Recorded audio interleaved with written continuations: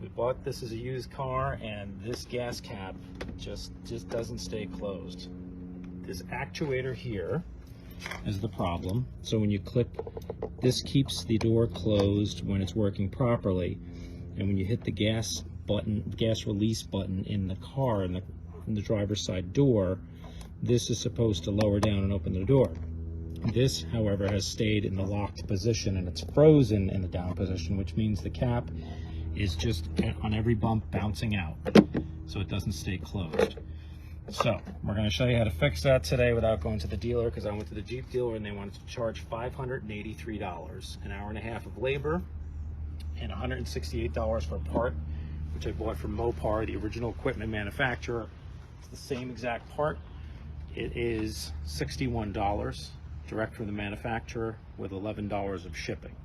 So that's what the part looks like. We're only going to be replacing this part. I'm going to show you what this cable does. Right here on the inside door of the cockpit, or on the inside of the door here, let me grab a tool. You'll see there's a manual release when that gas cap's not working. You see the little gas symbol on there? You pop this off, and that allows you to open that gas. Normally, if it's not working, you can open it manually with this switch. So you see the part here, you're seeing this part of it right here. You pull on that, and that's supposed to release the gas cap actuator handle, this thing. If it's not working by power, you can use this cord to pull. So you can see the replacement part here comes with the cable that goes all the way over to the door there. We're not going to replace this whole cable. I'm going to cut the cable on the inside, because all it really does, if you see the part here, this is the reverse view. When you pull up on it, it just opens that little latch manually. So this is what the cable's for. So it's important to have it, but on a repair, you see how much slack they have here? You have plenty of slack, so you can cut it and just replace it with the unit itself. So I'll show you how to get the unit out next. Ready? All right, there's only a couple tabs here on the inside. You might have to come down a little bit here. A couple tabs on the upside here that you have to pop out, and then the whole unit just slides out. So you can see it on the replacement part here. It's these two tabs that are holding it in, and there's a slot on the bottom here that it just pops in and clips back like this. So to get it out, all you do is pop these tabs down and then give it a little push forward, and that whole unit pops right out like that. Okay, and then you'll see here up top, there's the power. Here is a power clip, right? And then here's the end of the cable. So I'm just gonna cut it like right about here, and then pull some more through so I have some slack. You had to do that. So I'm gonna cut here. I'm just gonna release the power here. I haven't done this yet, so let's see how that works. It's probably just a pinch and release. You pinch the clip on the back end, pull out, right? So you can see how this is gonna go. We don't want to let that go back inside the car, of course. So I'm going to come back to you in a couple minutes and we'll show you what this is going to look like. So I'm putting the new one in here so this doesn't slide, the power cord doesn't slide back into the body of the car, which would be a pain in the neck. So you just put the power part back right on there. Next, what I'm going to do is I'm going to get the old one off. So I'm going to get this cord off of here because we're not going to use it. Boom, done. Okay. And then I just want to get this cord off. Just cut it right below the last clip on it. Like that. And then all we need to do is make sure that we have something to pull on this actuator. All right, so we're going to try to replicate these two. I took the old one off, clipped. See these two little end cap things here? Squeezies. That's probably the best way to do it. So I bought these at the hardware store at Lowe's. Ferrule stop 1/16. That's going to clamp down and do the job that this one's doing, so that when it pulls, it grips properly, right? And then this lower one here really doesn't have a lot of pressure on it. It's just so the wire doesn't feed back in. So I'm just gonna put one of these kind of wire stops, wire crimpers on there, and that'll kind of get it on both. All right, so the fuel cap here, fuel oil, however you say it, is gonna go right on top here.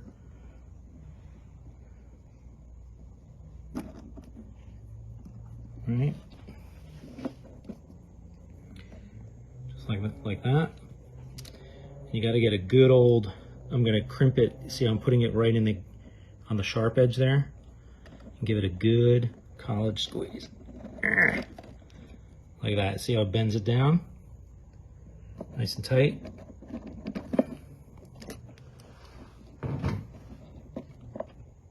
And that's not going anywhere. And I already slid this one down bottom here, you can see it, just to give it a little bit of, that's just that wire cap, slid it through. Same thing, just kind of give it a good crimp. This one doesn't need to have nearly as much pressure on it. I mean, it doesn't have a lot of pressure. It's just so that the line doesn't slide forward. So it doesn't require nearly as much pressure. Boom. So that should be nice and tight now. Close enough. Well, I gotta go a little tighter there actually. Sorry. Don't want to move it around too much.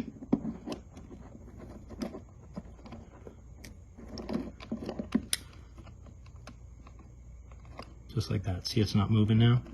That's all you need. You don't need too much. This is the one that's doing all the work because you're pulling on that. So the way this is going to work, when we put this back in, you can see how it's going to pull. So let me open the trunk and I'll show you the safety release.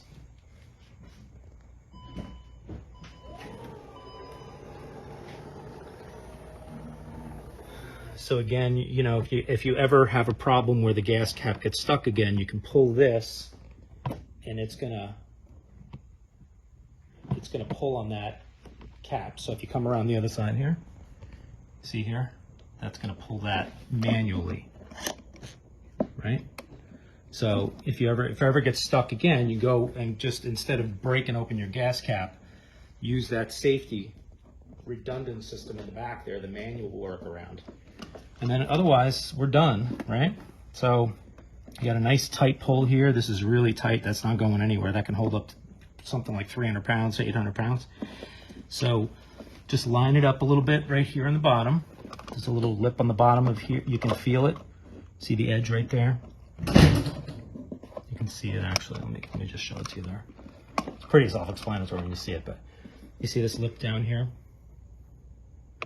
So you just put the edge, the bottom edge in it, and then give it a push back, clips in, done. Now we're gonna try it out, make sure it works. But so now this clip, that's just, see that? Closed. Let's try it out. All right.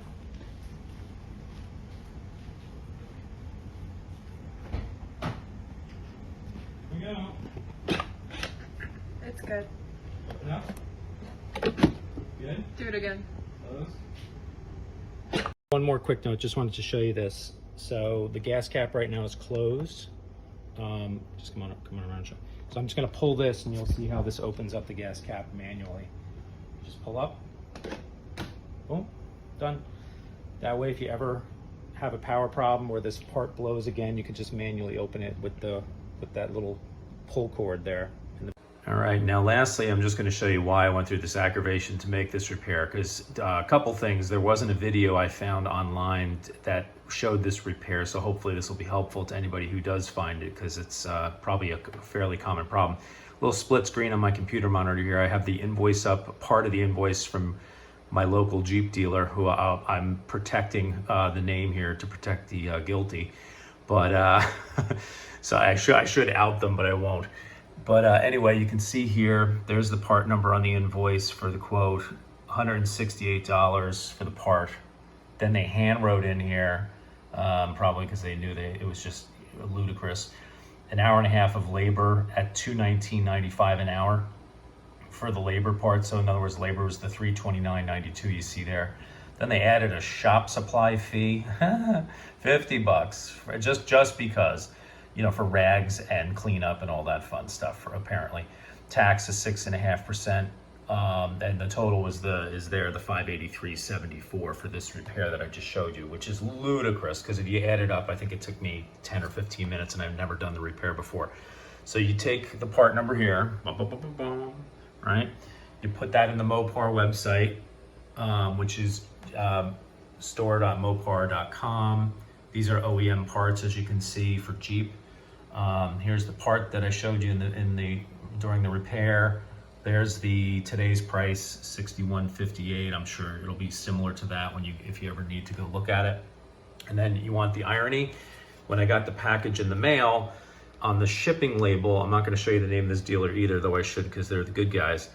That same Mopar part came from a different dealer in New York State. So you can see the part number there, right? Same part number, actuator.